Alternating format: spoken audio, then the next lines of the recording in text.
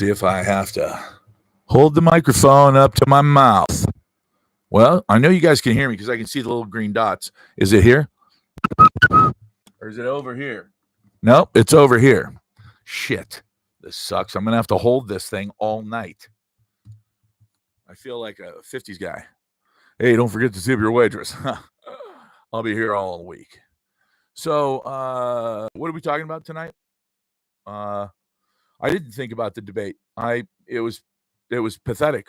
The whole thing was just sad because, I remember when the debate was actually like really important stuff, like really important. They talked about their policies, what their tax cuts would do, and how they would affect certain businesses, and how those businesses would do these certain things, and all of this stuff. I mean, it was all kinds of stuff. And now it's just platitudes and insults. Platitudes and insults. That's it. That's all it seemed to be. And, and it was completely one-sided. It was 3 against 1. That was obvious. People at ABC can't stand Trump. He can't stand them. So, I don't even know why he agreed to be on CNN and then ABC. I mean, those are obviously 2 very hostile enemy camps. Why would you agree to do that? That's just nuts. But he did it. I guess he felt secure enough that, hey, I'm going to be able to handle this. He got dog walked by Harris. I'm not exactly sure how you can say that. That neither one of them said much. And after finding out that her entire economic plan was, I'm sorry to hear that you live in Springfield, Ohio. By the way, they said last night that was total bullshit. That had been debunked. Nothing was going on in Aurora, Colorado. Nothing was going on in Springfield, Ohio. This is all just rumor and innuendo. None of it's true. So if you want to comment on there, I would love to hear what you have to think about what's going on in Springfield, Ohio. The thing is that I saw what ABC said, which was she had one little teeny bit of misinformation and he lied 33 times. She was mistaken, but he was lying. He wasn't mistaken. He was lying. That alone, as a guy who understands wordsmithing, who understands the language really well, knows that's right there. That's a dead giveaway. Just the way that you say things matters. So, when she, look, the one thing that really jumped out at me, and it's when I just decided there's no point in watching any more of this. After she said that he had said, which has been debunked 150 times, that if he didn't get elected, it would be a bloodbath in this country. It's not what he said at all. He said it would be a bloodbath for the auto industry because of the policies of the Biden administration and what China would do to us. We all know that. I mean, we know. Find people on both sides. She used that one too. That one's been debunked a million times. Just the next sentence completely clears that up, but they didn't talk about it. So, that's the problem. Come on, we know what he meant. Yeah, we know what he meant when he said that if he didn't get elected, it would be a bloodbath for the auto industry. What he meant was that if he didn't get elected, it would be a bloodbath for the auto industry.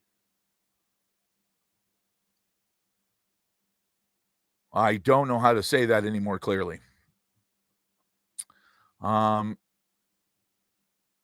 Give me a break. You're not going to accept his loss. I don't think either one of them won. I think they both literally came out and just said the same old shit as always. The only difference is that when he says, this is what I believe, you can go back and see what he did as president. When she says, this is what I believe, and this is my economic plan, and then you find out that it's actually taken directly off of Biden's campaign website, copied and pasted. Come on, really? That's how you're going to roll? You're just going to copy and paste somebody else's economic plan, even though everybody knows you can't stand them, they hate you, and you don't agree with 99% of what they did? Look, the bottom line is this. She got 2% in California when she ran last time. 2% in her home state. That's all you need to know. If people in the most liberal state in the nation can't stand her, there's got to be a reason, and it's not her politics. It's not her politics. Look, you can't be left of Gavin Newsom. There's no way to be left of Gavin Newsom. He's talking about taxing people retroactively that have already fled the state. How do you get left of that? You don't.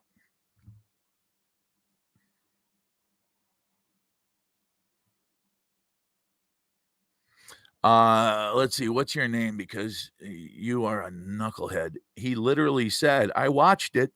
Go watch it again for the 100th time. He said a bloodbath for the auto industry. For the auto industry. Yeah, they are two. The two parties are one. Why do you think people are voting for Trump? It's not because they like Donald Trump. It's because he's different. That's it. That's the only reason. Why do you think people are voting for Kamala Harris? It's not because Democrats are stupid and they think that she's awesome. They're saying that because they have to say that. But nobody thinks Kamala Harris is awesome. We all know that she's a nitwit. She's literally just an idiot. So why vote for her? Well, because half of the people in this country are absolutely fucking terrified of Donald Trump. They are terrified of his policies. He's going to end democracy? People actually believe that he's going to end democracy. How can you believe that? He was a president for 4 years. Did he end democracy? No. Did we have any foreign wars? No. Did he negotiate with the Taliban? Yes. We didn't. In the last 4 years, did we negotiate with the Taliban? Well, yeah, but it didn't work. Okay, so wait a minute. Let me ask you this. Biden and Trump both negotiated with the Taliban. Under Trump, the Taliban didn't attack and overrun all of the bases and take over the country. Under Biden, they did, even though they promised that they were going to take it slow. And we said absolutely that the Afghani forces were absolutely ready. And they literally collapsed within 1 single week. Can you imagine that? Think about it. They collapsed within a week after we were absolutely assured by Lloyd Austin, the greatest DEI hire on planet Earth, unless Kamala Harris gets elected, the greatest DEI moron in history. And he said that it was going to be fine. This pullout was going to be great. And instead, we left $500 billion worth of our weapons in the hands of the Taliban. You think that the Taliban still owns them all? I'd say probably not, since they're not fighting a war right now. They probably sold them for a huge amount of money.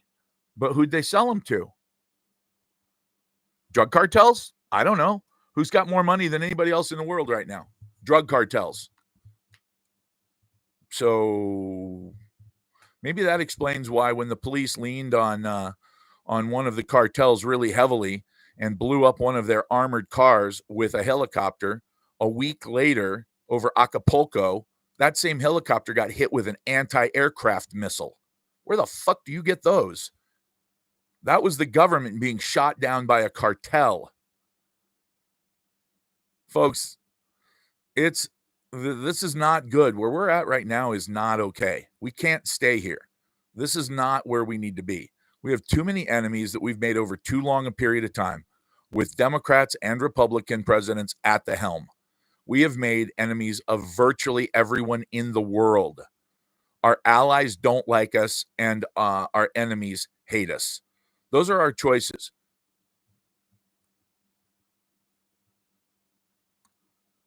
Oh, so Biden's not responsible for the withdrawal that he oversaw. It's actually Trump. Trump's the one. So when you take over as president, you don't actually take over. You wait, say, 2 years until all of the other president's policies are what? Successes or failures? And then you start making executive decisions? Is that what you just said there? Because you look like an idiot for saying that. He does love his dictators. And guess what? If you had any concept of what politics is about, you would too. Remember that old saying, keep your friends close and your enemies closer? Hello? That's literally politics 101. That's something you'd be taught in poli-sci as a sophomore in high school. Yeah, he loves dictators and they love him, which is why they don't threaten us when he's in office. It's so simple. That's crazy. Oh, wait, am I staying here? We will be here. Everything is going to shit. They will not let Trump win.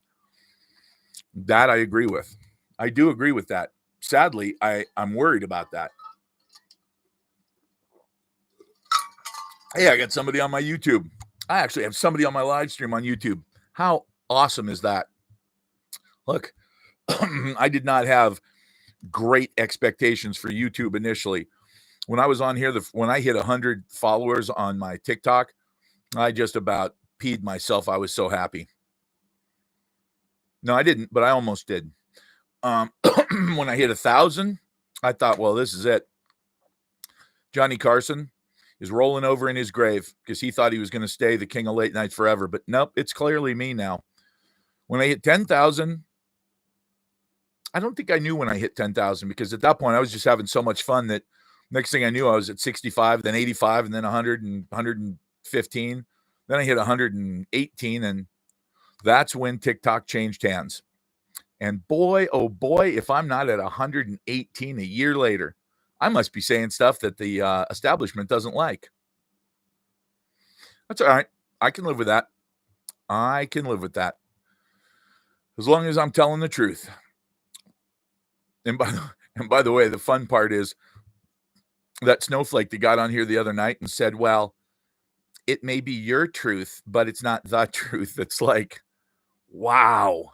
Talk about buying the BS. It's not the truth. It's your truth. There's only one truth. There's truth, and that's it. The years he was president were good ones. That's why. Well, yeah. Look, part of it's luck. Let's be honest. I mean, here's the thing. I'm not here to blow sunshine up his ass. He picked a perfect time to be in alternative facts. Yeah, those are called lies. And no, my opinions are based on facts. See, that's the point. That's why when I give my opinion and somebody says, why do you say that? I can say, well, this, and this. And if it doesn't make sense, if it's just clearly I'm just an emotional basket case, then somebody can come on here and go, well, what about this, and this? And I'll go, I hadn't thought about that. I actually, yeah, I mean, I don't mind when people question me constantly, and it happens all the time. I do get people who come on here and they go, oh man, you're just full of shit. Okay. About what? You know, that's the key is like, what are we talking about here? Because I don't mind. President of Texas. Texas is a great country. I've been there several times. You don't even need a passport, but you do have to have a little bit of an attitude. And that's not a conspiracy theory. How can I vote for him after January 6th? Well, you know what? I wouldn't have. I absolutely would not have. After January 6th, I was like, man, this guy fucked up. This is a bad look. And I didn't vote for him the first time he ran. And I thought, man, he really screwed the pooch. And then I started doing more homework, and it's like, who's Ray Epps? Why is this guy screaming that we need to go in and storm the Capitol? Who is this guy? Why wasn't he arrested? Everybody else that went in was arrested. Everybody that even yelled something like that out loud was arrested. This guy walks around, nothing? What's going on? How many, were there FBI guys involved? Oh yeah, lots. How many? Well, we can't really say. It's an ongoing investigation. Last week, I found out that the CIA was involved. What? The fuck is the CIA doing involved? So now I have to question, what was January 6th? I've seen hours and hours of videotapes of people just walking around with Capitol Police inside the Capitol, just walking around. Capitol Police are just walking with them. They stop and talk to a group of Capitol Police. Everything's fine. It's like, wait a minute. This is not what I was shown day one. And when something completely 100% opposite of what you were told is shown to you and you see it with your own two eyes, you go, okay, maybe there's a reason for this. Maybe this is an anomaly. And then you see more evidence that something just smells wrong about this. Then I saw the videotape of the police officer getting out of an SUV and walking over to the bench where they found a pipe bomb. And then walking back over to the SUV after they'd pulled in next to the Secret Service 15, 20 feet away. And then I saw somebody spot the pipe bomb, walk up and tell both of the units, Secret Service and the cops, that there was a bomb or what looked like a bomb. And they didn't get out of their cars. And then I saw 5 minutes after that, a group of schoolgirls walking through the crosswalk towards the bench. And the police still didn't get out of their cars. What? Like, this is all on videotape. You can watch it. And when you watch it, you just go, wait, no, this doesn't make sense. Like the cop that walked up there with a bag in his hand. Did he not see it or did he put it there? If he put it there, I want to know who that was. There's GPS tracking systems on all patrol vehicles. Who was that? And then you can ask him under oath in front of the Senate. So that's the problem. Did I think January 6th was an absolute clusterfuck and a nightmare for us as far as the world's concerned? Yeah, it made us look like a bunch of idiots, a bunch of barbaric morons. Not that we needed help with that, but that's a bad look. So yeah, it was horrifying. But now, I don't know what it was. Nancy Pelosi comes out and says it's her fault. Donald Trump can show that, look, I wanted more National Guard. And Nancy Pelosi comes out in a video done by her daughters during the time that it happened, saying, oh my God, I can't believe it's all my fault. I should have gotten more National Guard. And it's like, he calls it a beautiful day. When did he call January 6th a beautiful day? Give me a time and a date. Give me a source. That's what I want to know. Who hurt you? You hurt me with that comment. That hurts me. Why would you do that? Why would you intimate that at some point in my life I've suffered some emotional trauma that made me angry? You don't know me. I mean, they did a lot of times actually, but who the fuck are you? In his rally. Oh, you mean before it happened? Oh, okay, you're an idiot. Shut up. Go away. You're just a dipshit. Oh, it's a beautiful day. And then later on, something happened. But he said it was a beautiful day. Oh, but he said it before. He didn't say it while it was happening. See, now, if you came out afterwards, you're such an idiot. God, that's so pathetic. Oh, after. He came out and said, man, this whole thing, this is great. It's a beautiful day when people can overrun the Capitol. Something, dude, give me a source on that, because that just smells weird. Like, look, you want to know who said it was a beautiful day? You want to know who said it was a great day? On 9/11, the Prime Minister of Israel, Benjamin Netanyahu, walked out of the Knesset, and the reporters walked up to him and said, what do you think about the 9/11 attack, or what do you think about the attacks on the World Trade Center? And he got a big smile on his face, look it up, and said, this is a great day for Israel. I mean, what I mean is now that this has happened, and it's a horrible thing, what I mean is that it's now the United States understands how we feel. But that's not what he did. What he did was he reacted by smiling and saying, this is a great day for Israel. That is your initial reaction? That's evil. That is pure evil. So I don't think I'm whining. I think I'm just talking, but whatever. In his rally a few months ago, he said January 6th was a beautiful day. In his rally a few months ago. Okay, well, we've narrowed it down to a year, Yaz. Can you give me like what rally? I would like to see that. If he said that January 6th was a beautiful day, that would be political suicide. Literally, think about it. Then why did Nancy Pelosi say that she should have ordered up more National Guard? No, you're the one. Yes, you're the one making these outrageous claims. If you make outrageous claims, you better have outrageous evidence, buddy. His cult. Don't you get it? Don't you understand what's going on here? We've been lied to over and over and over and over and over again by the establishment. And now people are tired of the establishment. He doesn't represent the Republican Party any more than I do. And I don't like the Republican Party at all. But I don't like Democrats either. They're all full of shit.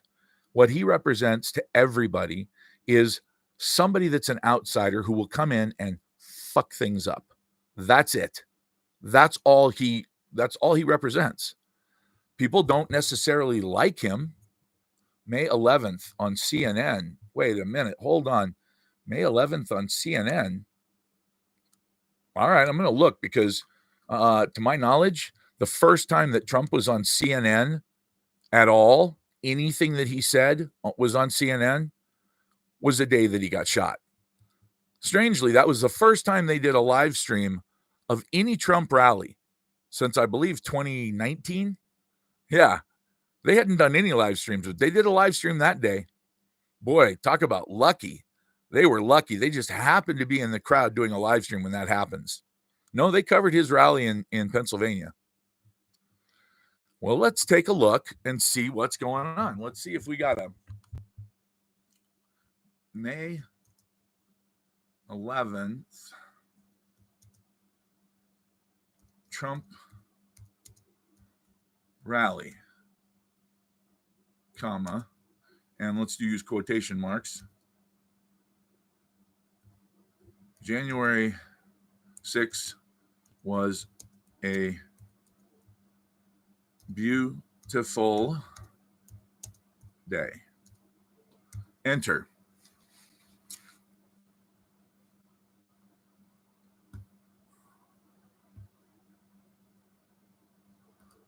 Okay.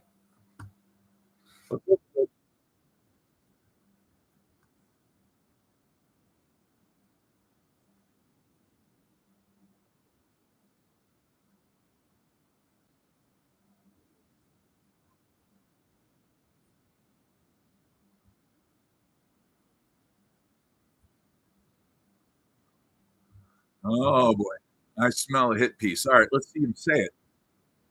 Come on. I want to see him say it. I don't want to hear two guys that are saying that he said it.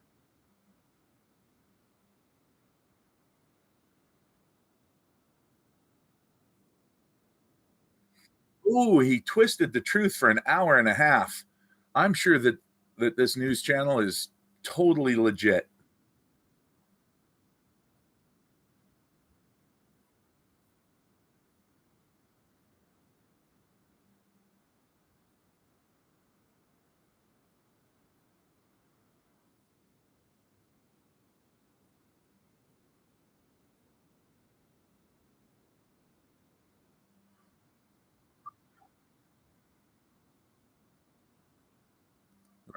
It was the last great day of her life.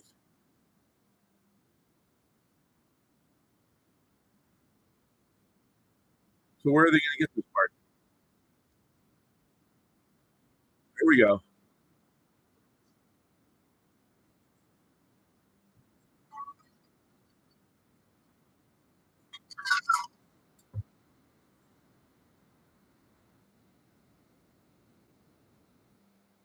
Was a beautiful day. they were there with love in their heart, I think that the rest of that is pretty fucking obvious. He was talking about the rally, wasn't he? God damn, there's nothing they won't twist. So clearly he didn't mean the people that were busting down barricades were there with love in their heart. He was talking about his rally.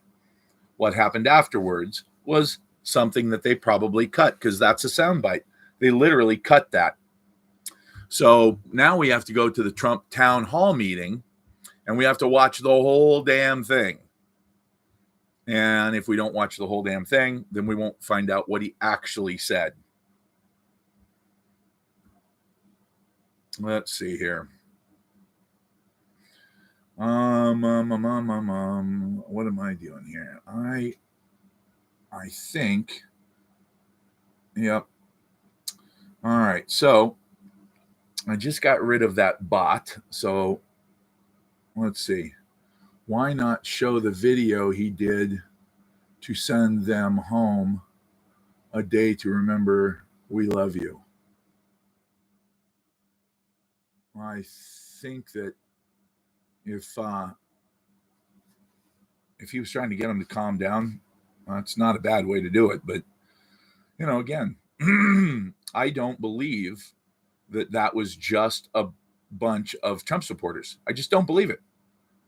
Look, man, I was told that I was told that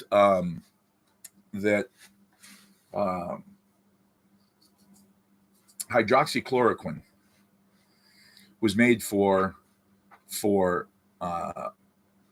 cleaning fish tanks, and that if you took it, you were an idiot. I was told that ivermectin was absolutely poison, and it was just for horse deworming. And on CNN, they said that anybody who suggested that ivermectin was effective should lose their license to practice medicine.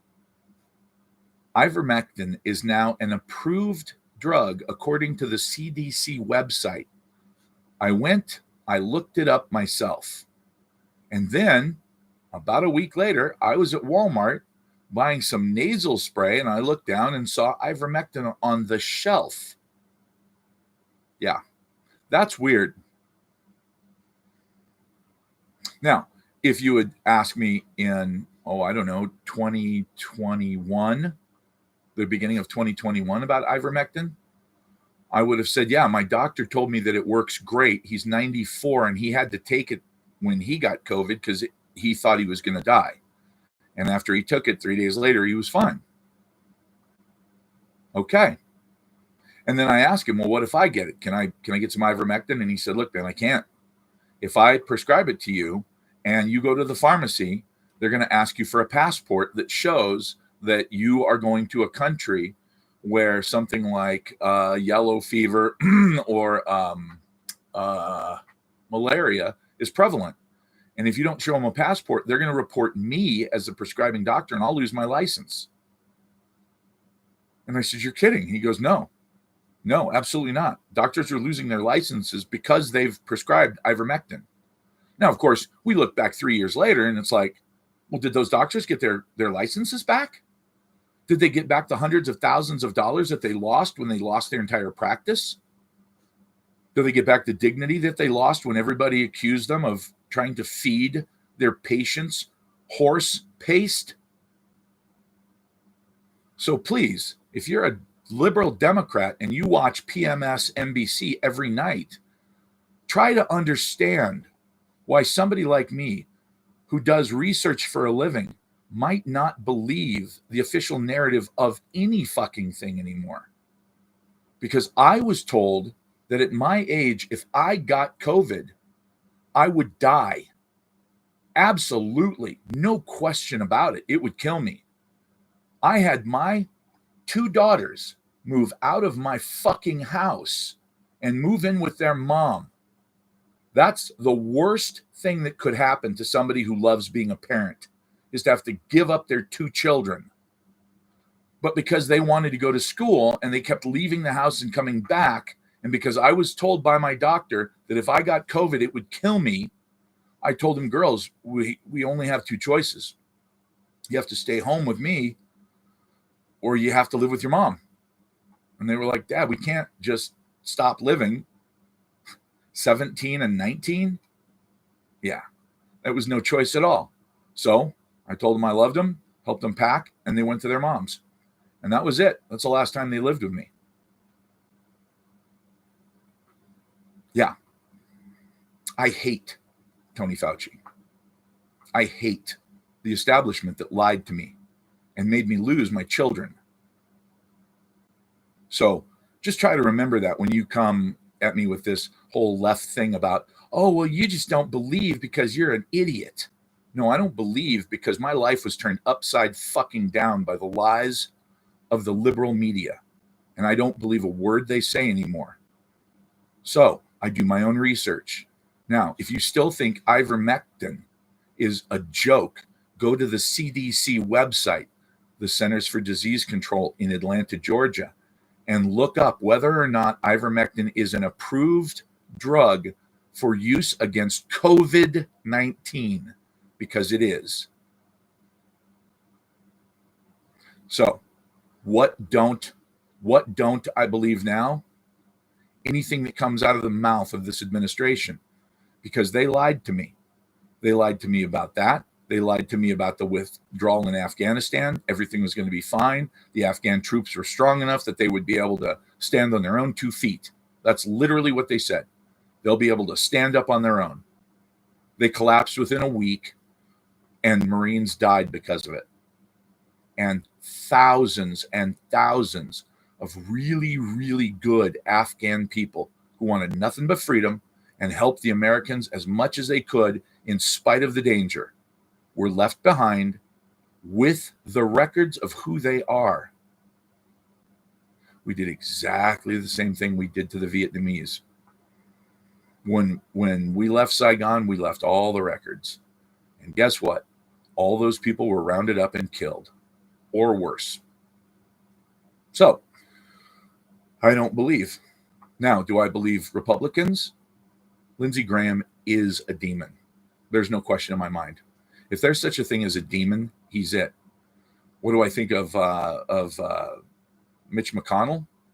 I think that he is mentally disabled now, completely and utterly.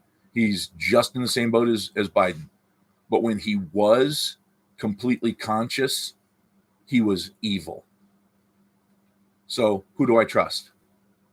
Who do I trust in government now? Well, let's see. From what I've heard, Rand Paul is a complete asshole. Just a real arrogant son of a bitch. But he's been digging for the truth about COVID and about the bullshit we went through for years.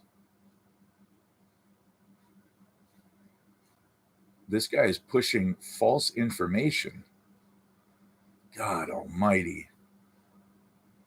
I don't trust any. How can you? How can you trust any of these people? You know, really. Like, this is the administration that lied to us about so many things already that you want to keep them in office? You want to keep the same people? Josh, don't be an idiot. Why is it my opinion? Why is it my opinion?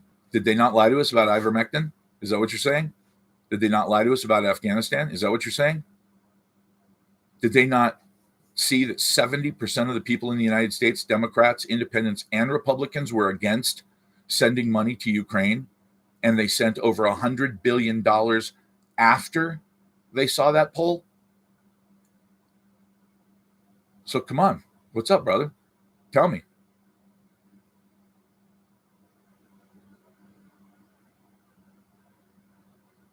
I'm lying about ivermectin. What? Israel, look, Democrats and Republicans all agree that Israel is the hill worth dying on. Really, that's what they agree on.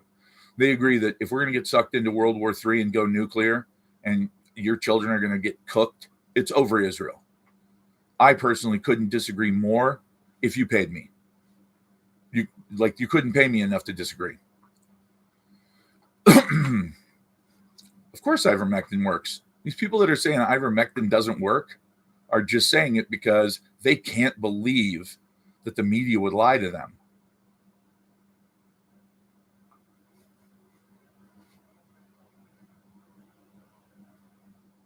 A lot of people take ivermectin, man.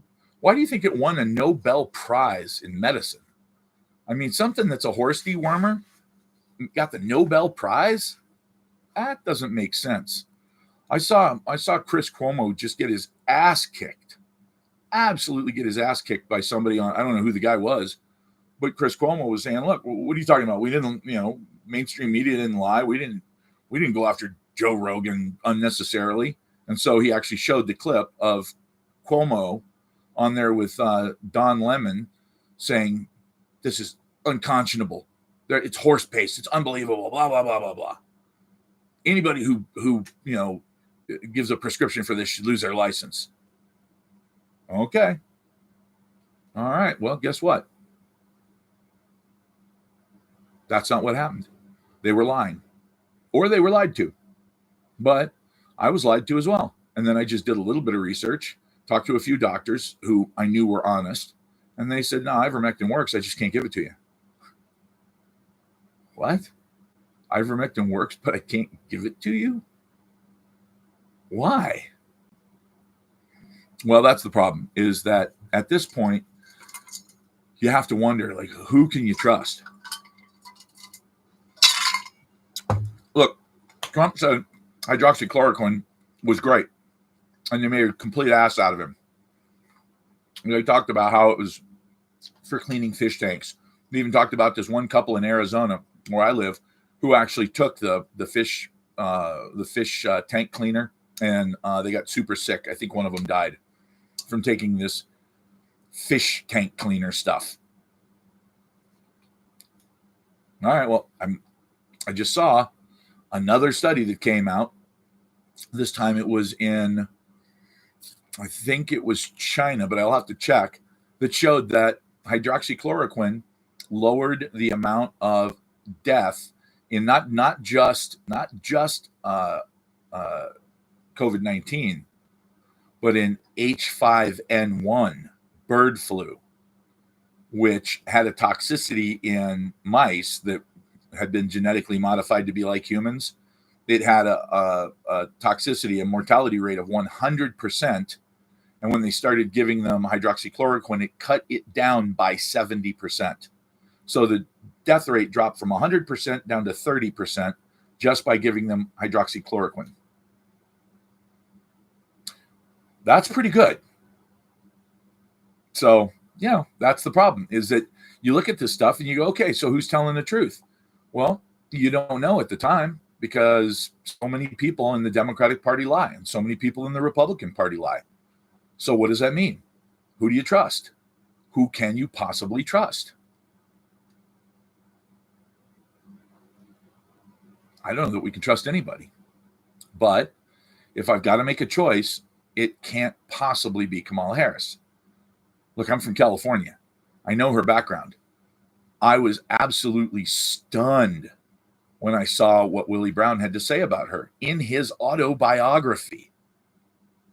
When she was asked, she said he was her mentor. When he wrote about her in his autobiography, he said the only reason that she made it as far as she did was because she knew how to give a certain thing better than anyone he'd ever met. This is Willie Brown. I mean, I grew up knowing that Willie Brown was a powerful man. Like, this is a guy that, everybody in California knew Willie Brown was not somebody to be trifled with. He had a lot of power. He writes an autobiography and he says something disgusting like that about Kamala Harris. Why? I don't know. But I remember a day when if it were found out that you were cheating on your wife or your husband, that disqualified you from public service right there. The fact that you committed infidelity because you weren't trustworthy. And we all knew it. We could all see that you weren't trustworthy. But she knowing that he had a wife, I mean, everybody knew he was married and everybody knew that he was dating her. He publicly called her his girlfriend. She was somebody's mistress for years. And now we're considering putting her in the most important position in the world. They were separated for a decade. That's funny because I remember very clearly when Willie Brown's wife said, okay, I'm done. Either you break up with her or I'll divorce you. And he said, okay. And he dumped Kamala Harris. That is literally exactly what happened. His wife said, I'm sick of being embarrassed by you. Either we stay married and you dump her or I will divorce you.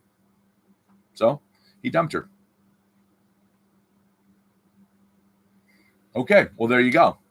So you got somebody who cheated and somebody who cheated. All right, so let's call this a fair start. Which one of them has more business experience?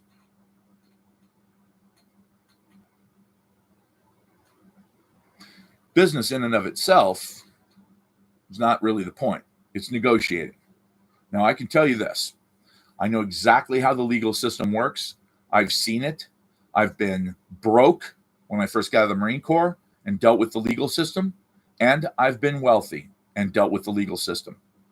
And when you're wealthy, it's a completely and utterly different legal system. You want to know why? Because I can tell you why. Let's say that they're not sure about you. So they decide that maybe you did something wrong, maybe you didn't, but there's one good way to find out. And they charge you with something. Okay? Let's say it's tax fraud. If you're poor because you screwed up on your tax forms, but you don't have any real money, but you just made a mistake or something. Your accountant made a mistake, not your tax attorney or CPA because they're liable for mistakes. But if it's just a bookkeeper who did it, who helped you, you're liable for the mistake. Let's say that they come to you and they say you committed tax fraud and you say, no, it was a mistake. And they go, we don't really think it was. We're charging you. So they charge you. Well, now you've got a couple of options. You can go spend minimum $200,000 on an attorney, but you don't have $200,000. Okay, well, you can fight the federal government by yourself if you want to. If you really want to, yeah, that's not going to work. So what they do is they charge you with 300 counts of tax fraud. I know you only lied on one or made a mistake on one, but they charge you with 300 counts. And they tell you you're looking at 85 years. 85 years. With good behavior, you'll be out in 60. Don't you worry about it. You're 40 years old. You realize you're going to die in prison. You're scared shitless. You can't sleep at night. Your fucking hair starts to fall out. Your health goes down the toilet. You can't talk to your kids or your wife, so they leave. Then they come back to you and they go, look, if you're willing to plead guilty to these 3 charges, we'll just call it home detention for 6 months and then maybe 5 years of probation. You can't leap out of your fucking pajamas and into your suit fast enough to race down there and sign something that says you're guilty of a crime you didn't commit just to get this off your fucking back. Because you know that they have you. You didn't do anything wrong, not on purpose anyway, but that doesn't matter. Because what matters is the conviction rate of a prosecutor. Because there is no such thing as a prosecutor in this country on any level that wants to be a prosecutor. That is a stepping stone to much, much bigger and better things. But only if your conviction rate is about 95% or higher. So you throw everything at everybody all the time. And then you find out who's got the money to defend themselves. It's that simple. Now, I was falsely sued in federal court for fraud. $8 million. Federal court, not state court. This is where the big boys play. This is where the attorneys get $450 an hour. After going through $130,000 in the first month, I said, you know what? I'm not guilty of this. So I'm going to fucking defend myself. And my attorney, God bless him, he said something that I don't think any attorney's ever said in history. He said, I think you would win. And I said, really, you do? And he said, I've never said that to a client. I'll never say it to another client. But yeah, I think you'll win. And I said, good, because I'm like, we're already into this just a month and 130 grand. That's going to cost me millions of dollars. So this is going to do exactly what this guy wants. And all he wanted was to bankrupt me. That's all. And he said that. He said, look, I have billions and you have millions. You think I'll spend $5 million on this lawsuit? I said, I don't know, you could. He said, right. And if I did, how much would that affect my lifestyle? And I said, $5 million? Not at all. And he said, okay, how much would it affect your lifestyle? And I said, it's about all I've got right now. And he goes, exactly. So you do what I fucking tell you, or I bankrupt you. And I said, okay. You were in the Marine Corps. I was in the Marine Corps. I think you'll appreciate this. This is the part of the negotiation where I tell you to go fuck yourself. And he said, so be it. And that was the last time I ever talked to him. But I did get a letter in the mail. Oh, actually, it was, I think it was Courier. Yeah. And it was a $7 million federal lawsuit. Now, I won, of course. But I won because I stayed up until 2 o'clock in the morning, every morning, writing legal briefs. Do you know what that's like? Writing legal briefs is like, okay, imagine taking a lighter and heating up a fork, okay, till it's starting to glow a little bit, and then sticking it in your own eye. That's kind of what it feels like to somebody who has zero patience for paperwork. But I didn't have any choice. It was either that or I was going to be in big trouble. So I defended myself in federal court and I won. All counts. Now, here's the one problem. My attorney said, when I told him, look, isn't there a thing where if you're charged with something, like if somebody accuses you of something that you didn't do, you can demand that they pay for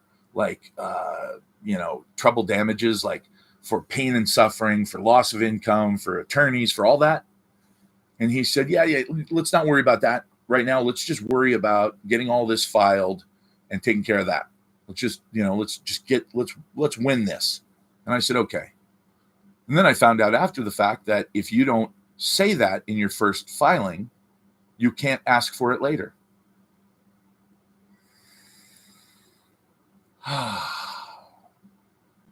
So it only cost me $2.5 million, but I won. That's the problem with screwing around with rich people in any way, even if they like you. If they decide that it's more beneficial to cut your throat than to pay you, they'll cut your throat. That's how they got to be so wealthy. So, and then as far as prosecutors on whole are probably the most dishonest people I've ever met in my life. They are absolutely 100% dishonest. They don't give a shit who's guilty. What they care about is conviction rate. And if they have to bend or break the rules to get there, that's what they do. So I don't want that as my president.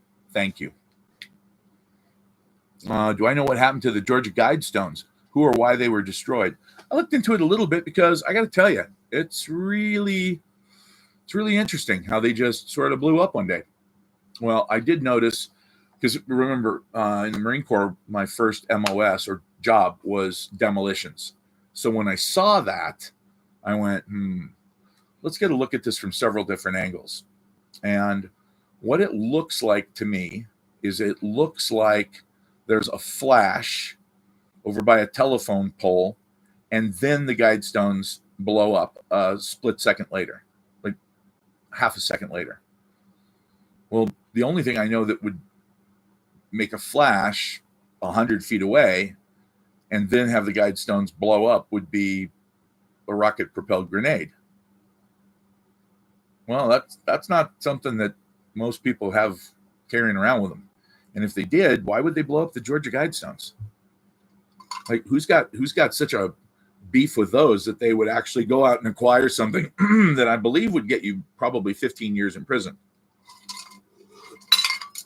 I don't know. I don't know who demolished them, but somebody with some pretty high-tech shit did it. The question is why? Why would you even care? Oh, as a demolition guy, what do I think of the Twin Towers? Absolutely controlled demolition. There's absolutely no question in my mind. And Tower 7's even more of a joke. I mean, it's sad, that I have to say that, especially is today's 9/11, right? Yeah, I was pissed when I found out there were people, doing these ceremonies all around the country and all this. It's like, look, this is one of these things that, yeah, the earth is flat, whatever. This is one of these things that we had somebody set us up for that. It happened. And then what happened next was more shocking to me. We invaded two countries that didn't have anything to do with it. The governments of Afghanistan and Iraq were not involved whatsoever, period. Theoretically, it was Osama bin Laden, right? Okay. Well, he wasn't the king of either country, wasn't the president of either country, but we invaded two different countries. We spent $8 trillion. We killed over 1 million civilians because 2,960 Americans died in what is obviously a very fishy situation. And did we bring in the police? No. Did we bring in the FBI? No. We destroyed the crime scene immediately. Instantly, we destroyed the crime scene. We didn't leave it in situ so that we could study it the way you would an archaeological site. No. We already knew who did it. Really? That fast, huh?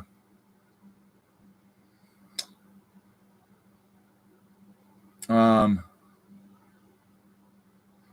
now that's the whole pro-choice thing. To be honest with you, I'm not a woman.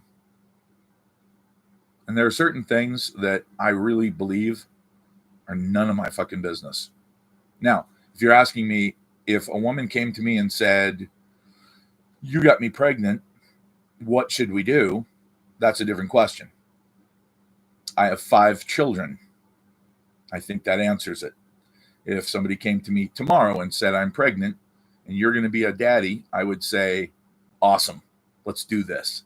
Because being a parent it's literally the greatest thing I've ever done in my life. Making money is irrelevant. Big fucking fancy houses and fast cars. I can live without all that shit. Give me a cheap motorcycle to try to kill myself on. I'm happy. But having children and the things that you experience with them, that's awesome. I remember going to Disneyland as a kid because I lived 40 miles from Disneyland growing up.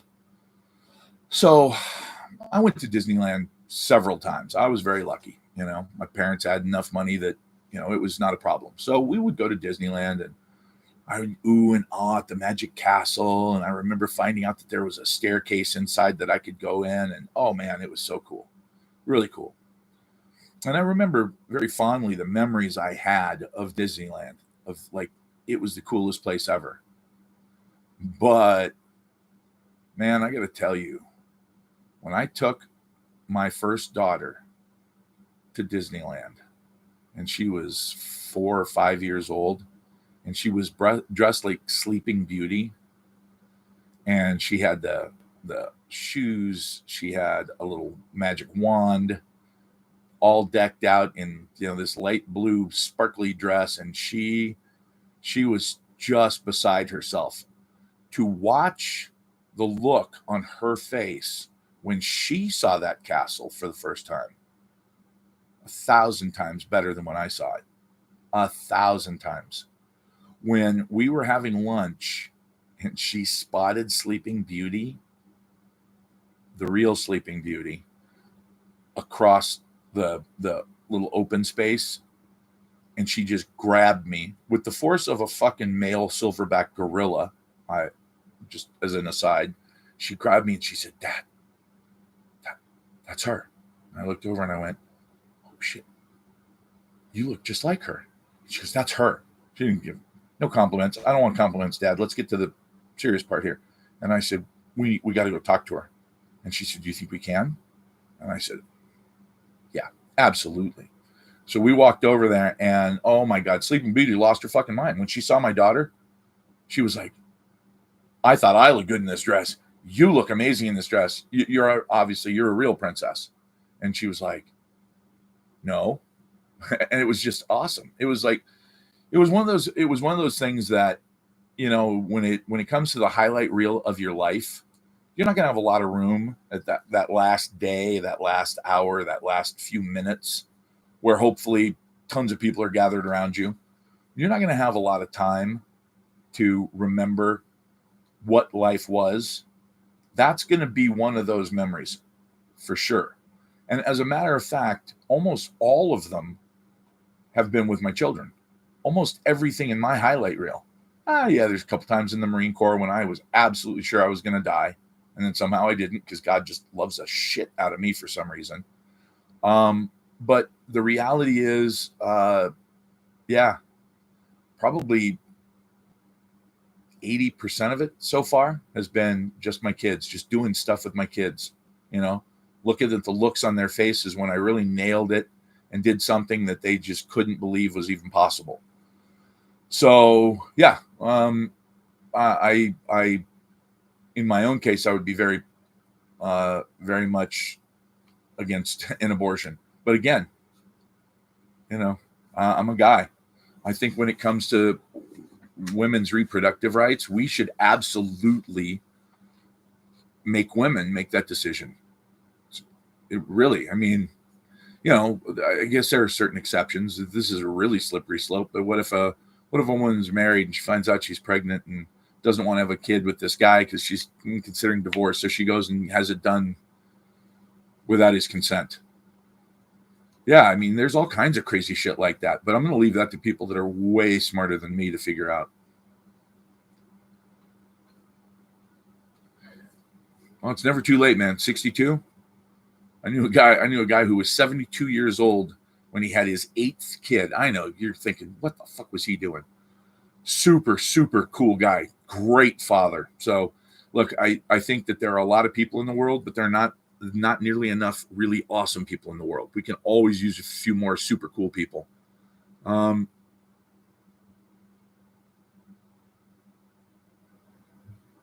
shit, I hit something I shouldn't have. Okay. Retired naval submarine. Oh God, man, that's a rough job being on a sub. I would not want. Well, of course I wouldn't want that job. I'm 6'7" and I weigh 290 pounds. I would not want that job. Being a submariner that's a special mentality, man. That's not seeing sunlight for months, knowing that everything around you glows in the dark. Yeah, being a good parent, you know, I don't know if it's underrated now, because the thing is, I'm not sure everybody should be parents. You know, maybe that goes back to the abortion issue. I don't know. I just know that there's a lot of shitty parents in the world, but there always have been. I mean, there always have been. You know, think about orphanages, where it's like, you know, yeah, both your parents are alive. They just don't want you. You're just a pain in the ass. Yeah, that happens a lot. That's sad, but, you know, it happens. So, and that's, you know, it's been the same for a long time. Well, that's weird. Give me a second, guys. My TV just came on by itself. Bo.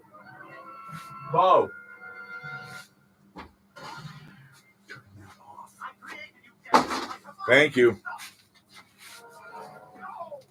That's what happens when your office is in your house. Turn it off. I don't know. Obviously, you had the remote. You turned the TV on with your butt on accident.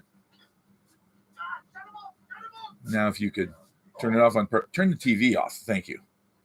Yes, if you pause it, you might accidentally fart on the remote and start it again. Wait, but the remote was in the bathroom. I was in the other room. It's that ghost again. Practical little joker. We don't have any ghosts. All right, buddy, shut the door. God, I was that big a pain in the butt when I was a kid too. I never shut the door, never shut a drawer, never washed off a plate. What the fuck was wrong with me? Oh, that's right. I was a kid. Yeah, my son doesn't worry about ghosts or monsters because he's absolutely sure that monsters actually do sleep and they do have nightmares about me, and he knows that. Guys selling silver eagles on TikTok for $19. Ooh, boy, oh boy, oh boy. Yeah, absolutely. Those are totally legit. They're half ounce. No shit. They're half ounce eagles. And that means you're paying $38 for an ounce. So no, don't buy them. If you want to buy a half ounce, do it. Great story. Thank you. Simplify. Yeah, if you want to buy eagles, call me. I will berate you mercilessly, verbally, for buying something so expensive for no apparent reason. Unless, of course, you're rich and you're like, I don't give a shit. I just want silver and I don't care if I pay $4 over spot. All right, well then I'll get you all the monster boxes you want. I can buy 20, 30 of them at a time if you want. That's fine. But I can get you 999 fine silver for a lot less. Hell's Kitchen Vet. I like it. I never got to go to Hell's Kitchen. Feel kind of bad about that. Tribeca. I can't remember what that stood for. I was all happy with myself when I found out. The triangle below Becker? The triangle below Becker Street? Is that it? Huh.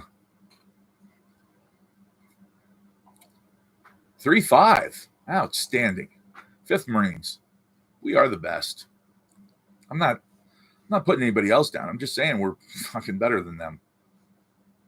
No offense to any of you who weren't in the 5th Regiment.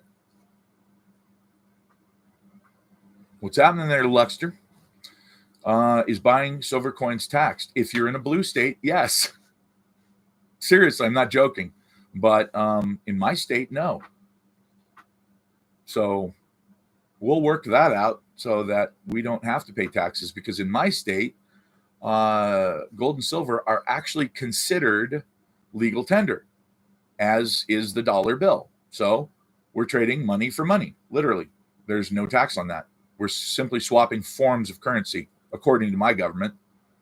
How much could you got? How much could you get 10 times silver ounce, 10 silver ounces? Okay. How much for 10 silver ounces?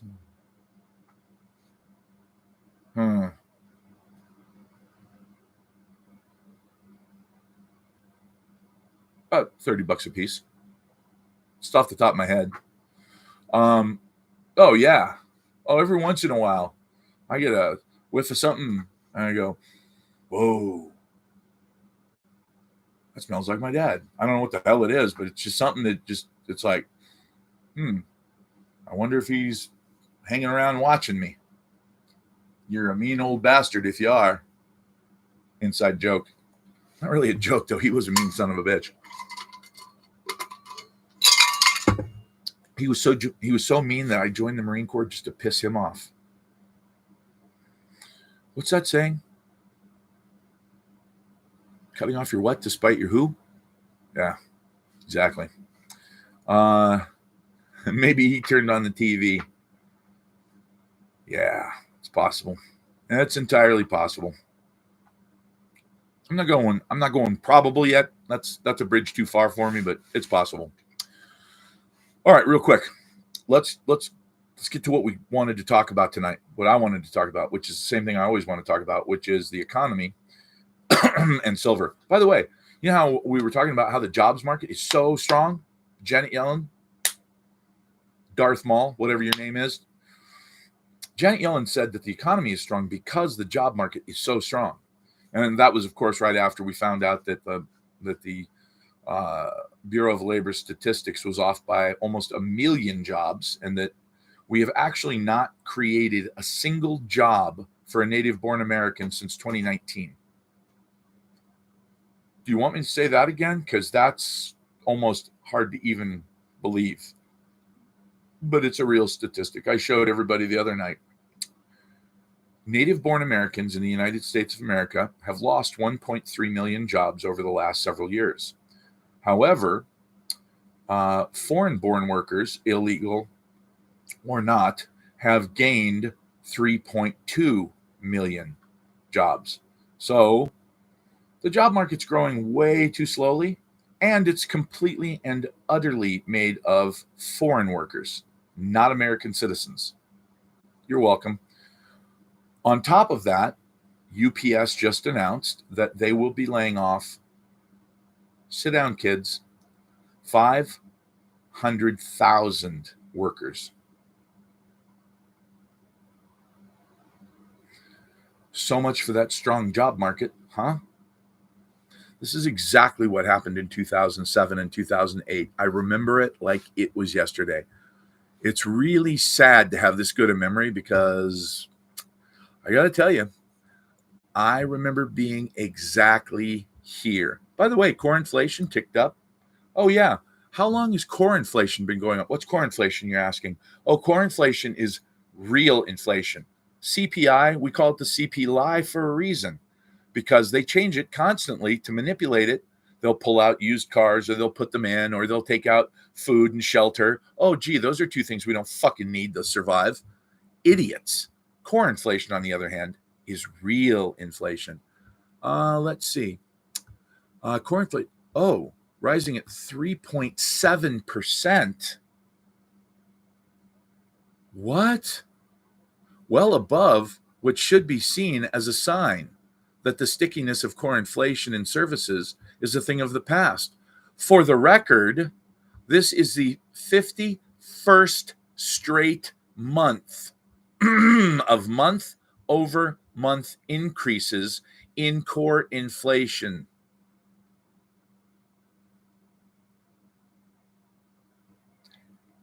It's all been for nothing. It's all been for nothing.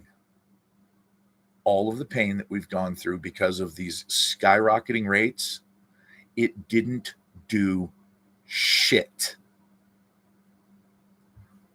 I'm going to say this one more time. For the record, this was the 51st straight month of month-over-month increases in core CPI. We went from 2 to 7. We wrecked the economy. We destroyed small businesses. We literally put the banks in a position where they will collapse under trillions of dollars of bad debt from commercial real estate loans, which are completely and horribly unsustainable now because nobody's working from the office. We fucked ourselves, and we're about to pay for it. And oh, by the way, the one thing that we were trying to do with all the damage we caused, there was only one thing. You know that old meme? You had one job. One fucking job. It's to break inflation.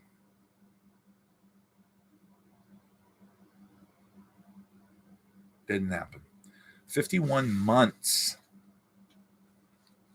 Uh-huh. Yeah, baby. When you look at the amount of people who are facing homelessness in the United States right now, I watched the guy break this down really thoroughly. It was horrifying and entertaining all at the same time because this guy did his homework. I mean, and he showed his work.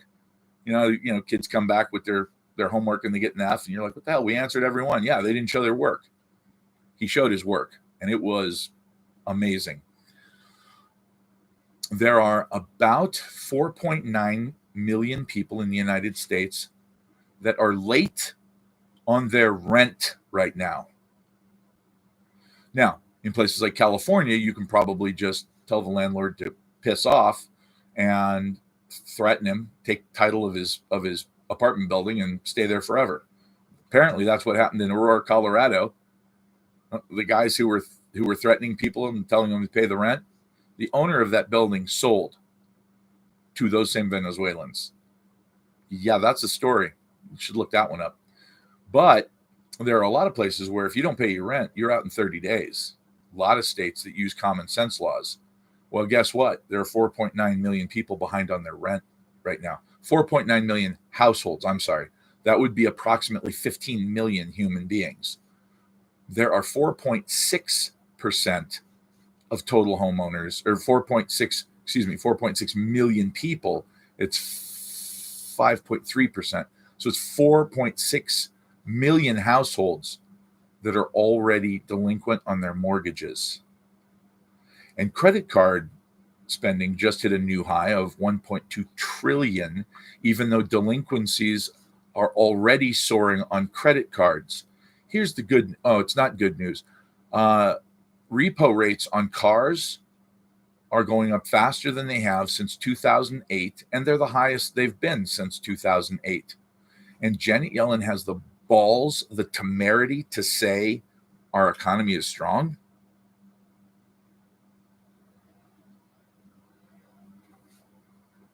I'll look into that for you. Call me tomorrow. Go Navy. That's a very good question. That's a really good question. I'll bet in a lot of states it's very possible. That's very interesting. 1031 transfer. Why not? If it's the same value, absolutely. If it's a greater value, obviously you got to pay the difference on the capital gains. But I mean, shit, in 28 states now, they're passing laws to make silver and gold legal tender. It says in the Constitution, Article 1, Section 8, Section 5, Section 8, let me start over. Article 1, Section 8, Clause 5.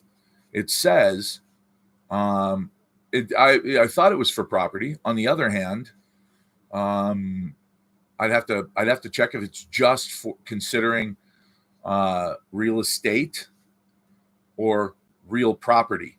There's a very big difference in those terms. They're talking 95 will close due to the repos. Well, yeah, I mean all the repossessions on cars, yeah, like Ally. You saw what their stock did. Their stock just absolutely fucking tanked yesterday because they admitted that we're having a lot of problems here. We're gonna have a lot of issues. You know, it's absolutely amazing to me. I've got a fucking pocket full of credit cards, and I just make damn sure that I am never 1 second late on any of them.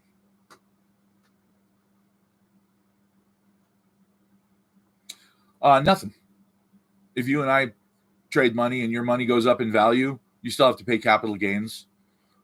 There's short-term, long-term, obviously. So if you keep the silver and gold for over a year, it's a different deal. What am I complaining about today?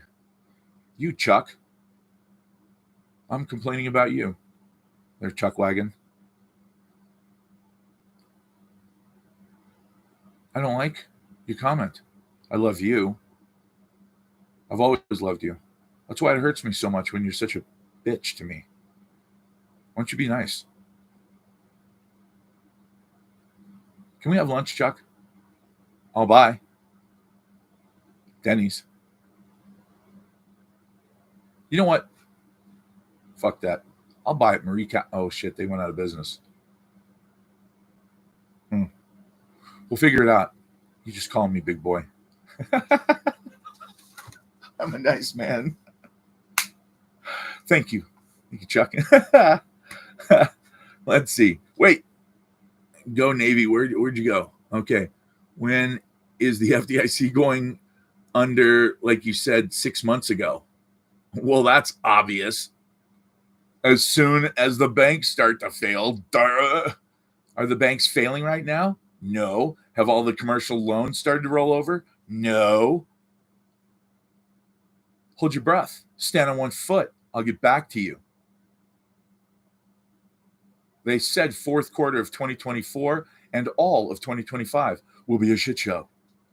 Maybe I just told you too early. I've been saying it for a year, but, it was a nice try. You almost hurt my feelings for a second. And then I realized I don't have those anymore. I've been married twice. Those were ripped out of me, one at a time, until I had one last nerve left. And my ex-wife still gets on it. How's that possible? Yeah, just relax. We'll definitely get the bank crush that you're talking about. There's no question about it. Like, there's no way around it. You have to understand something. We're talking about trillions of dollars. We're talking about a real estate market that was worth at one point $20 trillion. Okay. Last 2 weeks ago, 3 weeks ago now, time flies when you're me. 3 weeks ago now, a building in Midtown Manhattan owned by UBS that they purchased in 2006 for $383 million was auctioned for $8.5 million. They paid $383 million and they sold it for $8 million. And they said, well, we expect to take a loss. We just didn't know it was going to be this big, but we're ready to move on. Oh, are you now? So that's the problem, is that that's just the first one. What happens when UBS does that 17 or 20 more times? Because all commercial real estate is losing value faster than you can possibly imagine. I mean, literally, when I say then you could look downtown San Francisco. I don't know. You're thinking downtown San Francisco. Well, yeah, that's why it's going down. No, it's just part of the problem. Downtown San Francisco, where they used to charge $38 a night for parking. If you lived in one of the buildings nearby, you only paid $38 a night for parking.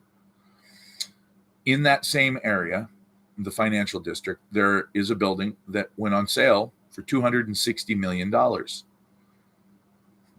They're asking 26 and nobody's making any bids on it. Nothing. Zip. Zero. The Hyatt Regency, the biggest Hyatt Regency in the country, 1,600 rooms in San Francisco, was abandoned by Hyatt. Not reorganization, no, we're going to try and use it for no, they just walked away from it. You can have it, city. Good luck. Have fun.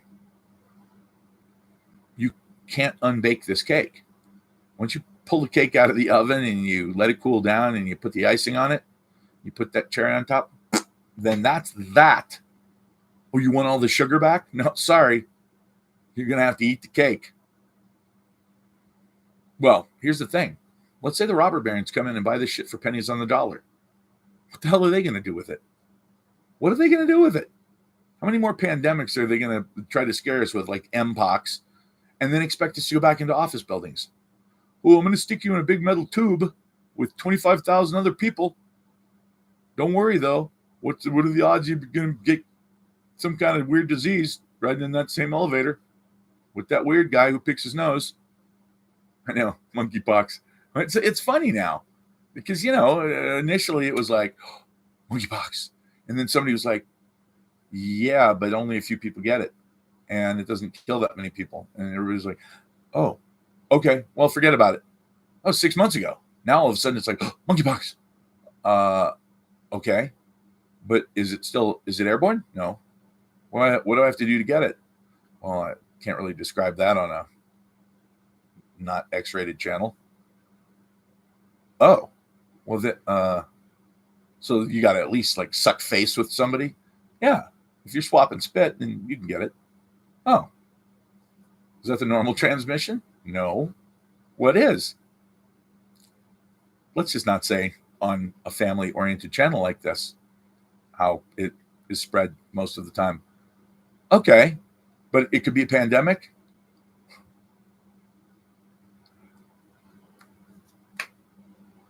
Yeah, from what I understand, in Greece, it could be. I don't know. I mean, it's not my thing, so I just don't know how many people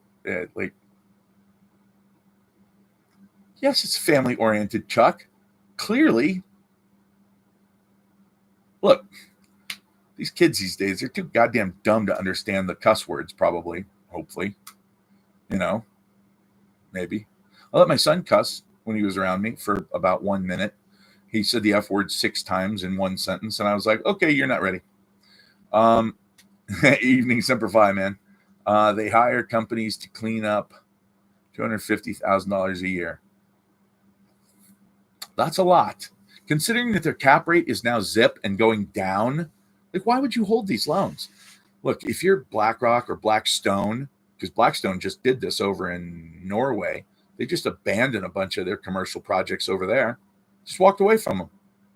What are they going to do? Your corporation, man. You set up partnerships so that you can shave off the parts that are dead, cut off the dead weight. Let the taxpayers deal with that shit. Look, I take the wins because free market, motherfucker. Of losses? Oh, we socialize the shit out of those babies. Yeah, shit, it's damn near communism when it comes to losses. I don't take losses. Like personally, my company, no. If we think something's gangrenous, we just cut that shit off, and then we make the taxpayer pay for the operation. That's evil, but genius. No question, it's genius. So, any comments about NVIDIA? Well, here's what I do. What are my thoughts on private money? I fucking hate it. I hate venture capitalists. I hate them. They're vultures, man. Fucking, they suck the blood out of your company. Trust me, I know. I've dealt with them. Let's see. Kevin Freeman's private money book. Look, if you can get private money without giving away a huge amount of ownership, which everybody does, the first thing that that VC guys want, venture capital, they come in, they go, look, you got a decent company, we could probably salvage it. Secretly, they're pissing themselves. They're so excited that an idiot like you with such a fantastic opportunity stumbled into their office. But they're like, yeah, it's really it's a shit sandwich, but we could probably save the bread. So not gonna be easy though. Look, if you give us 80%, we'll give you $1 million. And you're like, okay, I wanted to get 20 million for 10%. And they're like, oh yeah, no. We never even talk to anybody unless we get 51%. Why? Well, because that way we have control. And if we decide at any point that we can rip your company to pieces and use different parts of it for different things to increase our odds of success with another company, we'll do that. Oh, but you think that we'll make money? Oh, we'll make money for sure. That's VC. State gold and silver. Oh, you're talking about real money. Okay. Yeah. I mean, it says in the Constitution that only the federal government only the Treasury can create legal tender. However, money can be minted by the individual states. It must be in the form of gold and silver coinage. So basically what they're saying that legal tender is not money. So they can make that. They can make coupons that say that they're worth a certain amount of actual money, but a coupon that says that it's worth money isn't money. Money is money. So if a state wants to make money out of gold and silver, they're allowed to do that according to the Constitution. Now, the reason that they haven't is, yes, I believe 3,000 by December is very possible, no question. But the reason that they don't is because anytime the government of a state says, you know what, enough of this bullshit. Voters, 91% of our voters say that they want us to do something different. It's time. It's time to exercise our states' rights. We have equal rights with the federal government in all matters. Period. End of fucking story. Done. It took months of arguing to get to a point where states and the federal government were completely equal in every way. And then the federal government steps in and says, God, it's too bad. We were about to rebuild all your highways to the tune of probably $45 billion next year.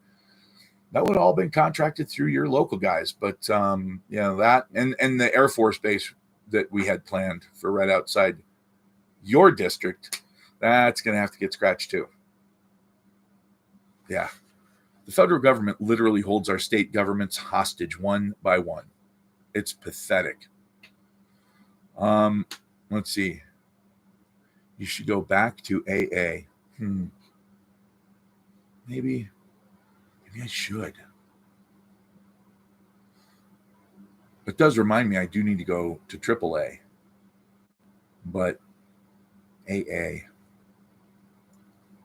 Oh.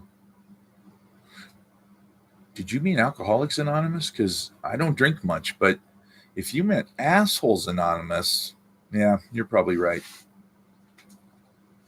That's probably where I should be right now. I know there's nothing in here, but I'm thirsty as shit, so I'm just sucking on an ice cube. Is there that? Why do you consider that as holding them hostage? Money is influence. Because if you're doing something bad to somebody and they say stop, and you say, okay, I'll stop, but this is what I'm going to do to you instead, and it's worse, that's called coercion or blackmail. Oh, that's right. Inside the Beltway, they call that influence. Yeah. Influence. That's a nice word for you're in the guillotine. What do you want to do next? You don't have to. You don't have to tell us to do. You don't have to do what we tell you. You could just lose your head instead. Sending me an IM. Okay, now IMs are good, but I probably won't see it for 6 months. Just saying. It's ADHD. If you send me a text, my number is in my bio, right where my HowTube should be, or my YouTube should be. HowTube. That's the company I own. But yeah. If you really want me to get it, my phone number's up there. Just shoot me a text, and I'll get that like right now. It'll actually pop up on my little live stream thingy here. But yeah, I did actually get five comments. It's pretty badass. You know what? I don't want to screw this up by checking. I was going to check and see how many people I've got as followers. I mean, no, you guys are followers. Sorry. That's just what they call you. They're subscribers on YouTube. So I just call you my peeps, if that's okay. Aren't you worried about creepy people texting you? Well, I mean, it really depends. I mean, I have a deal with my dogs. I have a Doberman Pinscher, a very large one, and a very large German Shepherd, and an even larger Russian Shepherd. But the deal with my dogs is if anybody breaks into my house, they're only there to keep them from getting away until I wake up. I'll take care of it. Actually, a guy that I know at a gun store, who knew I was in the Marine Corps, he just didn't know what I did. When I told him, WSSIT, Water Safety Survival Instructor Trainer, which is basically master combat swimmer, all that crap. When I told him, look, this is what I did, he was like, whoa, I wouldn't want to break into your house. And I said, yeah, you know what happened if somebody broke into my house in the middle of the night? And he goes, yeah, you shoot him. I said, no, I wouldn't do that. He goes, you wouldn't? I said, no. I would sit them down in a chair, maybe with a little duct tape, and I would sit down right in front of them, and I'd have a really like deep discussion with them about some of the bad decisions they've made in their life that led up to this ultimately bad decision to break into my house.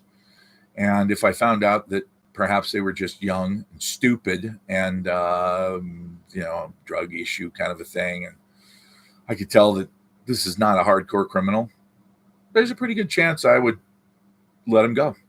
Give them a little smack on the ass as they left. Tell them, hey, next time you come to my house, come here to cut the fucking lawn, and I'll pay you in cash. Everybody needs a break once in a while. If, however, I got even the slightest whiff that, oh yeah, this is a professional criminal, well, then law enforcement would have to come to mop up. Yeah. And believe me, there are lots of each out there nowadays. There are a lot of desperate people doing a lot of desperate things, and they don't deserve to get killed over it. But exactly, John Deere and 400 acres, that's a lot of cures for break-ins. But again, if it's some stupid punk kid who got it, dared to do it because his buddies thought it was funny, which actually did happen, believe it or not. But he was in my backyard. He wasn't in my house. But I'm standing at the kitchen sink and I'm washing something. And I look out the back window and I see two guys in the alley behind my house. Not this house. I don't have alleys around here. But one of them hops over the fence and he starts walking towards my truck. And I thought, in broad daylight. So I quickly stepped outside the back door and I said, "Hey, man." He looked up. He goes, hey, what's up? And I said, "Hey, I just wanted to let you know that my dog is way faster than you. So I'm gonna count to 3. Then I'm gonna open the door again. All right. So you got 3, 2, 1. When I got to 1, he finally realized what I was doing and turned around and started running for the fence. And my German Shepherd, who is not all that friendly to people in the backyard by themselves without me there, went tearing after him. And he did something I've never actually seen anybody do before, because the fence was 5 feet. It wasn't a 6-foot fence because it only came to about here on me. A 6-foot would come to about here on me. So he jumped over the fence like Superman, arms out, straight over the fence. And he didn't quite touch down before he hit the chain link fence on the other side of the alley. It was very funny. And, he and his buddy screamed sorry as they ran down the alley. The dog came running back with a big happy look on its face, like, damn, I almost got lunch, man. Great Pyrenees. Those are some big, some of the bitches right there. I think my Russian Shepherd, my Orvcharka, should be close to 200 pounds. There's no free lunch. No, he could have been quicker. Look, that's, that was his fault. All right. Well, here's the deal. Tomorrow night, I'm doing a serious live stream. Tonight, we were just screwing around talking about goofy shit like politics, which doesn't really matter. Invite Christine's 1099. Oh, okay. Invite Christine's 1099 to join live as a guest. Christine, you look like a beautiful girl. No, I'm not doing it. I'm done. I'm going to go. Is it 9 o'clock yet? Nope. I'm going to eat. Hey, look at that. You messaged me on the live, and now I got it. See how that works? By the way, for those of you who, oh, shit. I just realized on my YouTube channel, they don't have my phone number. You don't have my phone number. Wait, you don't have my phone number. I got to figure out where the cameras are. You don't have my phone number. You do. So call me. I will. I'll make sure I get you silver cheaper than anybody else. What did I think of the presidential debate? It was just fluff. It was just insults and platitudes again. He did this, she did that. He didn't do that. She didn't do this. Look, the only thing I want from my president right now, whoever it is lower the cost of shit. And the only way to do that is to lower the cost of energy input, because you can't lower the cost of labor right now. It will go down. Look, they raised the rates so fast, they broke the economy.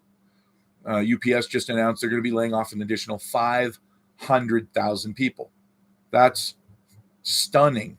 That's so bad. It's unbelievable. But it means that, yeah, they broke the economy. So now, but they didn't break inflation.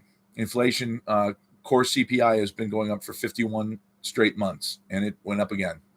And now it's 3.07%. Not good, man. Not good at all. So 500,000? Are you asking me about? That's weird.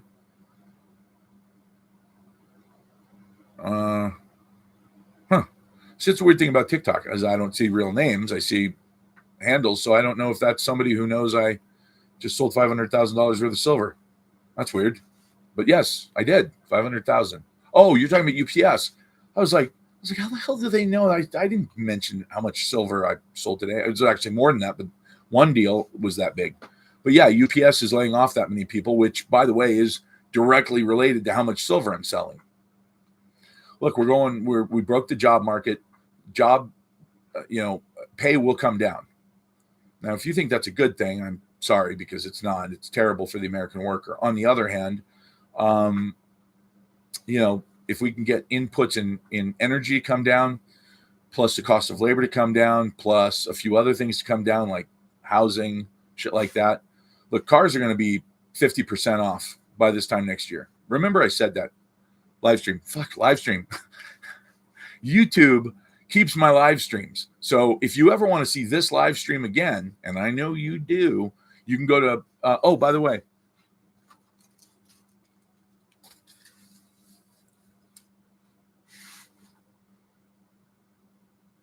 yeah, it's for 5G. Notice that the shiny side is up. Do you know why the shiny side is up? I'll tell you why the shiny side's up. Because that way, the reptilian shapeshifters that run our government, they can't hear my thoughts. I know, you're thinking, but man, it gets a little hot in there, doesn't it? Yes, it does. On the other hand, my thoughts are my own. Or are they? Interesting. I don't know. But yeah, I made this today. I was thinking about the fact that, I talk about a lot of controversial stuff and people say that you're crazy, and yeah, that's real silver. Damn. Me and my elbows. I can't tell you how many people I've injured with my elbows on accident. I can sell you silver shot. How much money would you like to lose? I mean, invest. Yeah, don't buy silver shot, man. Don't do that. You don't want to do that, because then you have to certify it. And who are you? Are you? I mean, if you're a refinery, if you're a mint, yes, I can get you silver shot at damn good prices. Oh, well, there you go. See, capital currency. If you pour silver, hell yeah, man, I'll get you all kinds of shit. I'll get you so much silver you won't even know what to do with it. Oh, this isn't silver foil. No, this is aluminum foil. I wouldn't waste good silver on something like 5G technology. I can defeat 5G with my yeah, yes. I told you I have a tinfoil hat, and I plan on using it whenever I talk about anything the government's doing. Let's see, what are they doing right now that I should wear this hat when I talk about? Help me out, guys. There's all kinds of stuff going on. There's all kinds of conspiracy. Where are you above spot? I don't know. Depends on how much you buy and when. So, numbers in the bio up there. Oh, wait, that's right. It's not there. When you go to my channel, it's there. It's right there, man. So, yeah. But I will get you, depends. It really depends on how much you're buying. That's a big chunk of the price. But also where you're at, because delivery is typically free. If you're in Azerbaijan, it's not even close to free. Delivery might actually cost you more than the metal. So, were you recently kicked off? Yes, I was. I said that if I were convicted of like capital murder, and as a sentence, I was made to spend a weekend on an island with either Hillary or Kamala. Who would I choose? And I don't know if it was my answer or just the general tenor of the joke, but some snowflake got pissed and reported me, and I got shut down. But then I appealed it and said, clearly, I would rather chew my own face off with my own face than spend a weekend with either one of them. So clearly it was humor. And they said, yeah, obviously. And I won my appeal, and I was able to go on the next day. Yeah, I mean, look, if I were making that same joke about Gal Gadot, Wonder Woman, it's not funny. That's not funny. You should be so lucky. But, just who would I like as my president? That's a fucking good question. I'm glad you asked. Let's see. Who would I like as my president? Well, if I said that Jesse Ventura, he'd only be president for about 48 hours before they got rid of him. There's no way they would allow him to be president, although he was actually a very successful governor.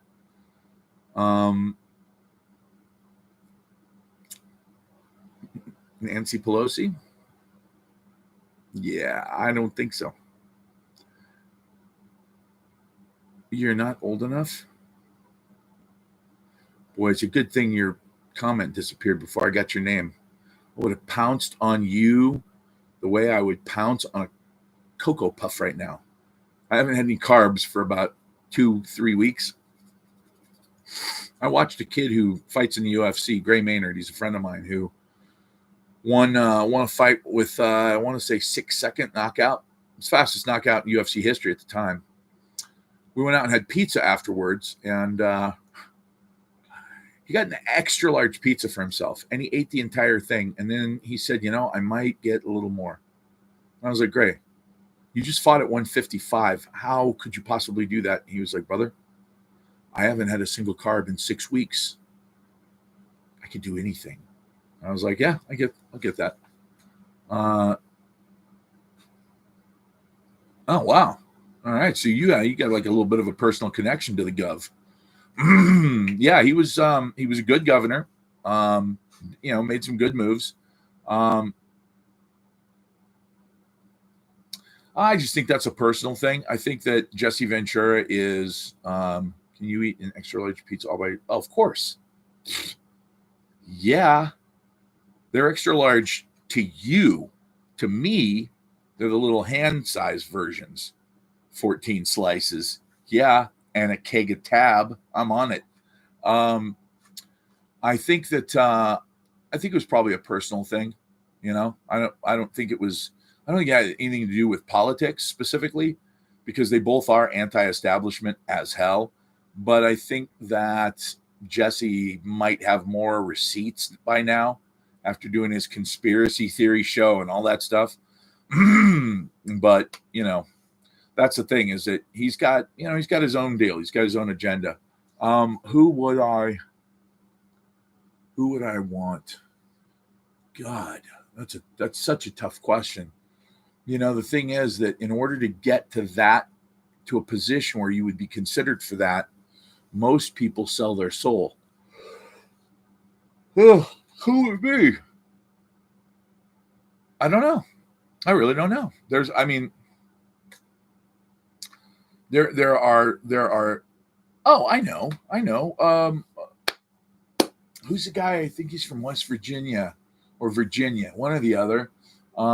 He's AIPAC spent tons of money to try to get him out of office because he wouldn't. No, Joe Rogan wouldn't do it. Martin Grant for president. Well, I suppose stranger things have happened, but I'm not running this time. That's a fact. Oh shit, the guy, he's he wouldn't take an AIPAC handler. He said he was good without his own personal handler.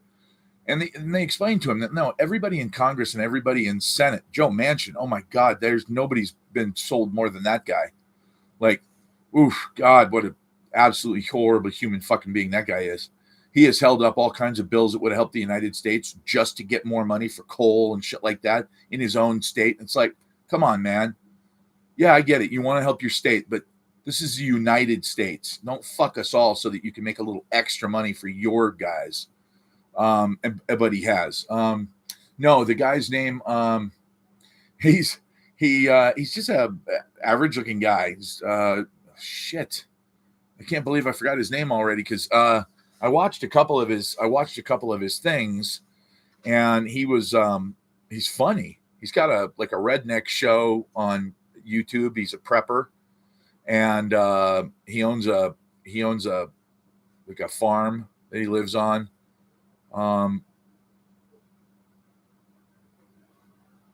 Let's see.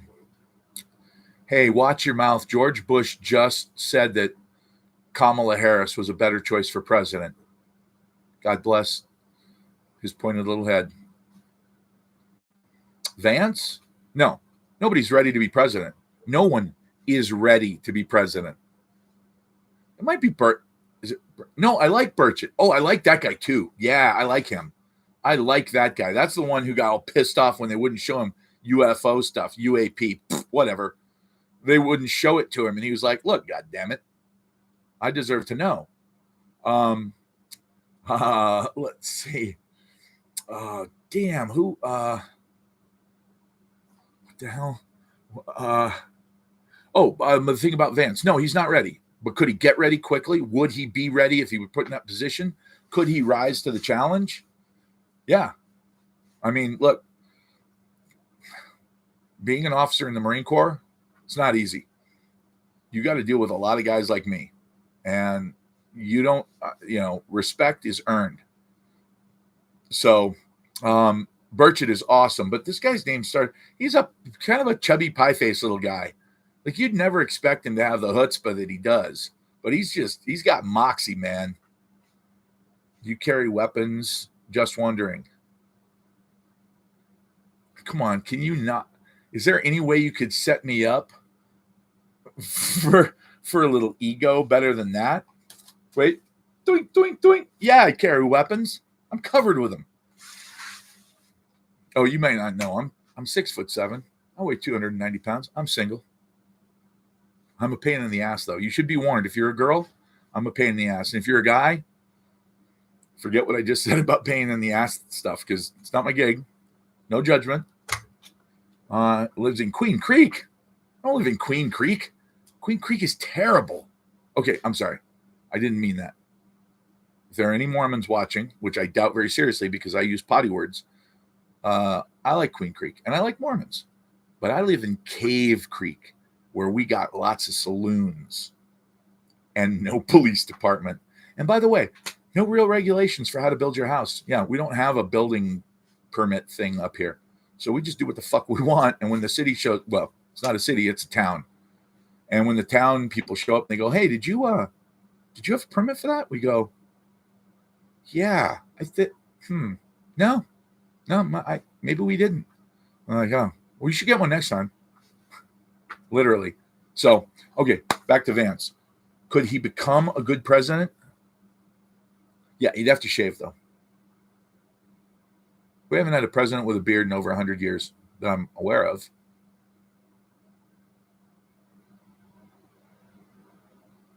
Yeah, no, he'd have to shave. Are you party over country? No. As a matter of fact, I voted for Obama. I was a Republican, then became a Democrat. And then I realized that the Democrats, well, those weren't my peeps either. So now I'm libertarian. Since Lincoln. There you go. Shave that shit, Vance, if you want to be president. I'm just telling you. He is a good speaker. He seems like a sharp guy, you know? And yeah, I mean, they tried to get him in trouble for saying cat moms and stuff, but, you know, whatever. I mean, we all speak our mind, and, you know, they get pounded for it. I'd rather have a guy speak his mind and know what he's thinking than lie really fluently. Grant had a beard. Yes, I did. Oh, you mean my great, great, great uncle, Ulysses S. Grant? Yes, he had a beard as well. And that was after Lincoln. Damn right. Not worried. He's influenced by Peter Thiel. I don't know. That's the problem, is that it's fucking hot under this thing, man. I didn't realize, like, it really insulates your head. Well, I know what to wear in a fucking snowstorm or solar storm. Hadn't even thought about that. Oh, yeah, I'm protected. Next time somebody says, "Do you wear protection?" Duh. Of course I wear protection. I don't know how I have 5 children with 4 different women, not 5. I'm not a whore. What? Why the hat? Oh, it's my tinfoil hat. That's all. I just want people to understand that when I talk about conspiracies or crazy shit, I want you to understand that I know it's crazy too. So there's no confusion.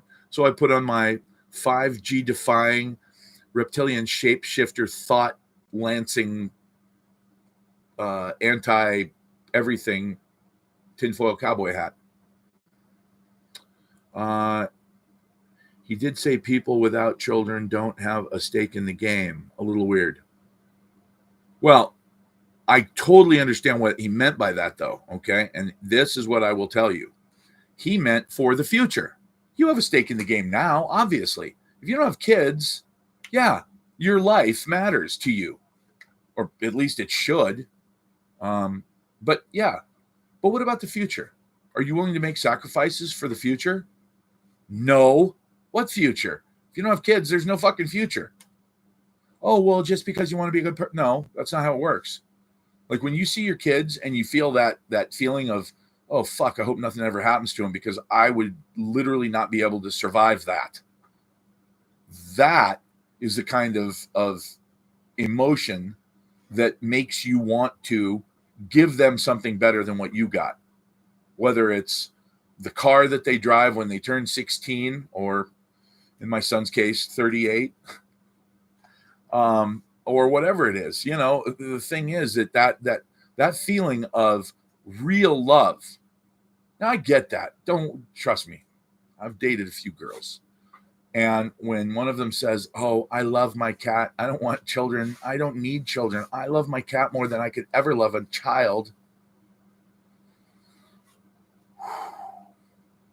That's a red flag. You run for the hills on that one. Because cats don't live as long as humans. So that cat's probably not going to be around when she kicks it, which means she doesn't care about the future. But if you have, like I have, 5 kids, and I absolutely love every one of them. There are 2 of them that are way better than the rest, though. I'm just kidding. They're all awesome. They're fucking spectacular. I got super lucky. I'd like to say it's because I'm so smart or I'm so whatever. That's all bullshit. They just come out of the chute the way they come out. Sorry, ladies. That was gross. But they come out the way they come out. And they do what they do. And you can just try to, it's like missile. You can't make a missile do a tight U-turn, but you can kind of guide it in a circle, Same thing with kids. But, all of my kids are fucking awesome. And I want all of them to have more than I ever had. More than anything, what I want. And you know what? Grandkids are the same way. Because you love your grandchildren the same way you loved your children. Except you get to give them back. You don't have to clean that pee off the side of the toilet every morning. Anyway, let's not go there. The bottom line is this. When those people make decisions, when I make decisions about how I can help my children be happy. Well, obviously, money's not going to be an issue. I'm not going to leave them $1 billion a piece because, first of all, I don't have that much. But secondarily, I wouldn't if I did. Okay, I'd give them a small amount of money and a large amount of knowledge, which I do. I teach them all the time about how to. As a matter of fact, one of my daughters just decided because she paints, and everybody who sees her paintings are like, "Whoa, that's cool." It's not like Rembrandt, boring shit. It's fun stuff. She painted a bunny rabbit. He was wearing a straw hat, had a little piece of straw sticking out of his mouth, and he kind of had this look on his face like, yeah, you want to try me? And it was just funny because he didn't look mean. He just had kind of a cocky look on his face, like, I know something you don't know. It's like, how do you draw that? How do you, and it was really vibrant colors. Everybody who saw it was like, dude, that's cool. Where'd you get that? I was like, oh, my daughter drew it. She painted it. Well, finally I said, Indy, you gotta paint. She did. And now she's selling them online. I was like, no shit. One of my children took my advice. What? That's crazy. But now she's selling paintings. Watership down. Kind of, yeah. And that kind of like that. Except she's never seen that. That's funny. That's, you just gave away your age. Because that movie was from the 70s. God, I hope she gets more intelligence from her somewhere else. Like even if she had to borrow it somewhere. No, I'm just kidding. I know I'm I'm just smart enough that I'm dangerous. I'm like an idiot genius. Actually, that's called an idiot savant. And I might actually be that. It just depends on who you talk to and what day. I've either done something incredible and everybody's like, damn, how does this guy do this? Or they're like, oh my God, why does this guy do this? See the subtle change? How? Why? Yeah. You know, it's funny. Actually, my son brought that up yesterday. I was really excited about that. He's 11. And he said, it seems like when you do something wrong, people always say, why did you do that? But when you do something really right, they say, how did you do that? And on our way home from school, I went, yeah, you're right. I guess that's true, isn't it? Nobody ever looks at you doing something really awesome and goes, why'd you do that? Obviously, it was awesome. And nobody looks at you screwing something up and goes, how'd you do that? Well, you saw how I did it, but why is really the big question because it was wrong. Smart.